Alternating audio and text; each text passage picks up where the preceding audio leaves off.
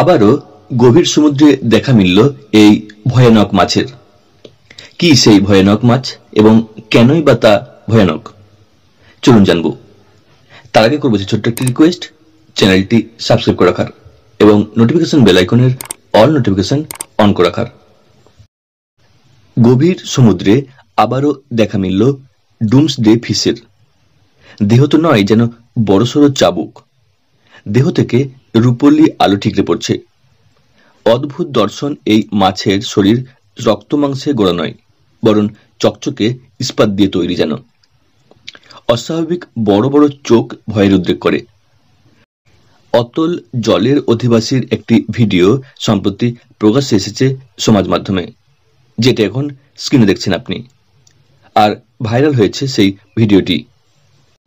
রহস্যময় এই গভীর সমুদ্রের বাসিন্দাটির পোশাকি নাম অরফিস হলেও এটি ডুমসডে ফিশ নামেই ডাকতে শুরু করেন অনেকে। কারণ পৌরাণিক গাথা অনুযায়ী যখনই এই মাছগুলির দেখা মিলেছে তখনই পৃথিবীতে নেমে এসেছে বিপর্যয়। এই মাছটির বসবাস ভূপৃষ্ঠের 700 থেকে 3280 ফুট নিচে।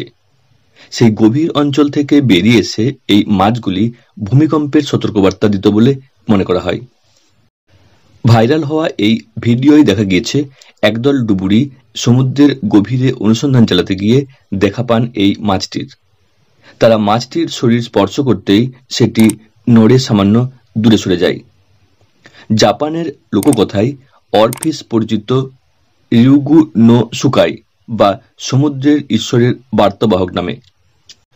খারাপ ও বিধ্বংসী কিছু হতে চললে তবেই নাকি উপরে উঠে আসে মাছটি, ধ্বংসের বার্তা দিয়ে যায়। আর সে কারণেই ওই মাছটিকে ধ্বংসের দিনের মাছ বলেও উল্লেখ করেছেন অনেকে। নেচার ইজ অ্যামেজিং নামের এক্স হ্যান্ডেল থেকে ভিডিওটি প্রকাশিত হওয়ার সঙ্গে সঙ্গেই তা প্রচুর মানুষের নজর কেড়েছে।